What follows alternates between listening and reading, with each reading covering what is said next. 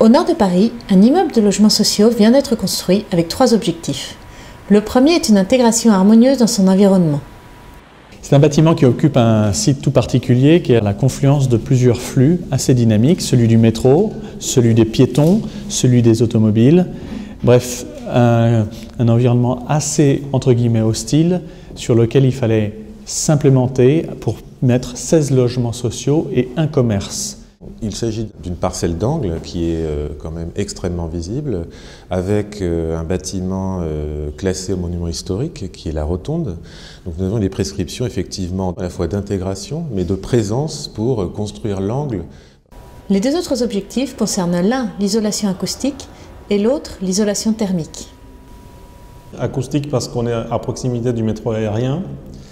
Et thermique puisque ici on était sur une obligation d'un plan climat à Ville de Paris avec une performance énergétique donc assez élevée. On est sur une structure en béton qui normalement assure naturellement par son poids et son inertie un filtre acoustique largement suffisant. Donc consacrer l'énergie dans les huisseries et la qualité des huisseries nous assure d'avoir des logements confortables. On est donc sur un triple vitrage sur la rue pour assurer ces performances-là. Les objectifs du plan Climat Paris pour les constructions neuves sont d'atteindre une consommation d'énergie primaire de moins de 50 kWh par mètre carré et par an.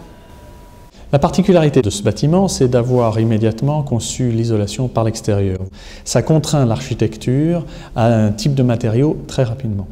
La tuile vernissée, qui est à la fois vêture en bardage et vêture en toiture, nous permet de répondre à ces exigences d'isolation par l'extérieur sans pénaliser la qualité architecturale et la matérialité de ce projet.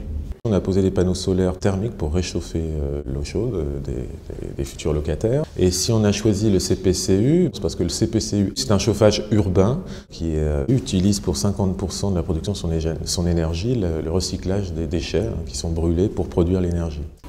Grâce à ces énergies renouvelables qui fournissent une partie de l'eau chaude sanitaire et du chauffage, mais aussi à des équipements faiblement consommateurs en énergie, le bâtiment atteint finalement une consommation de 49 kWh par mètre carré et par an. Le plan Climat Paris et BBC, en fait, on n'a pas le choix. On a beau avoir un bâtiment qui est très compact, qui est très bien isolé, on n'y arrive pas si on n'arrive pas à mettre en place un certain nombre de systèmes.